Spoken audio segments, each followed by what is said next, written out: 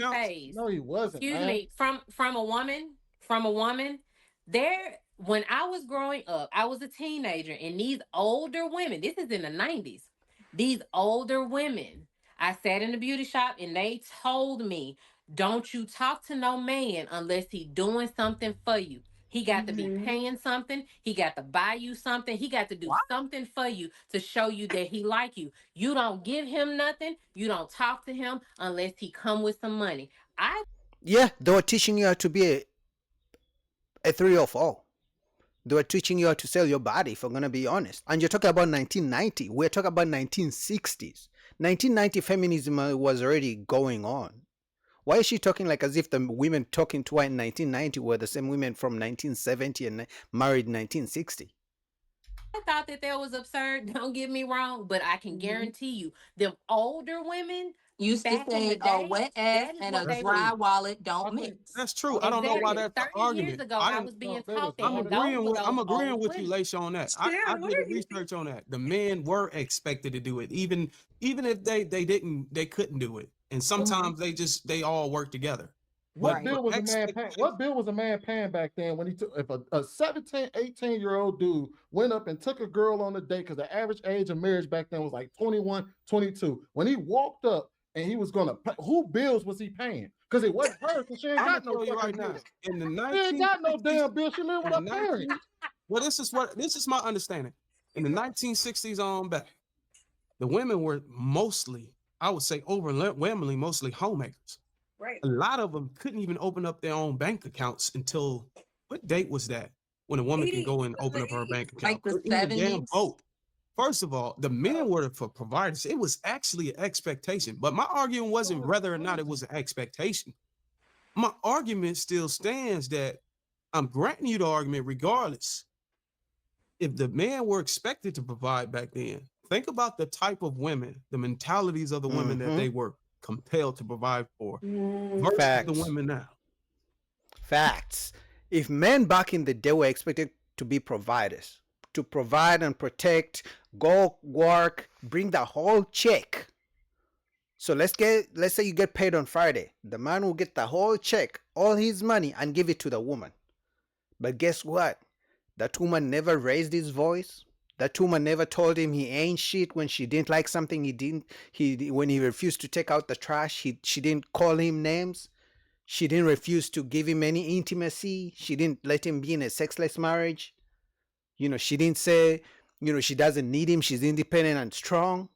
So back in the day, the men were expected to be providers, but the women were also different. So for women to have the same expectations of men like back in the day, but they're completely the opposite of the women back in the day, is not fair to men. You have women that can be provided for today and still will push back on your ass. But Facts. this is so here's the opposite side of that. What is it that, from the woman's perspective, right? When we're talking to our grandmothers and they're not having the same conversations that they're having with us as their granddaughters, as they're having with you as their grandsons. Because what I'm trying to get men to understand is these men are saying, oh, our grandmas were such good women. They were married women. They were this, they were that. And they're coming to us and saying, baby, don't be like me. I was miserable. Then what are we to do with that information when the man is praising this woman for being this way, but she's saying she was this way and absolutely miserable? Okay, I have an explanation for that. For the grandmas or the older women who say they were miserable, it's simple. There are no perfect marriages, there are no perfect relationships. And usually, misery loves company. You guys know that saying. So, guess what? The women who are miserable in their relationships, they are not perfect either. You will get their husbands and they will say the same thing. Don't get married because this woman will treat you like ABCD. Guess what? The only issue is those older, bitter, miserable women in their marriages tell the young women that, oh, men will do ABCD simply because they had bad marriages. So guess what? Those same women will have the same mindset when they grow up and trying to deal or be in relationships. They're always going to have a negative perception about men. That the only issue I have is, okay, you're going to tell these women don't get married because marriage is slavery, ABCD. Fine. As long as you don't tell them what to expect from men. Because on one side they say don't get married is slavery, but on the other side they tell the same women a man should provide. You cannot have those two things go hand in hand. No. Was What do we do with that information? your grandmama was miserable in her marriage? I actually don't know. Sadly, my grandmother passed when she was 8, This is so dumb. right? I mean, when I was 8. Why you But let what Sweeney I'm sit back saying you is, so easy like that? is that a lot of women specifically are saying that the mindset that is happening right now is something that has been passed down. Like, a lot of women do have their grandmothers. A lot of women have older moms, right? And they're not just waking up and saying, I'm going to be this way. They're having an old school woman in their ear being like, always keep you a rainy day fund for when that man try and leave or when he try and cheat. Don't give no broke man no coochie. Don't do. These are Yeah, but things that they came up with. They're telling us don't be miserable like them, but you guys are praising them. So what are we to do with that? are we talking about these 40-year-old grandmothers, 50-year-old grandmothers? No. Like, what we talking about? Like, who? 60s, dare- 70s, 80s.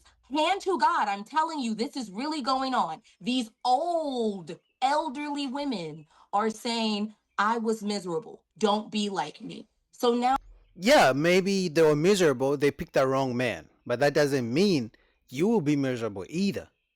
Again, if you think you're going to be miserable in a marriage with a man, just don't expect to get a man who's a provider at the same time.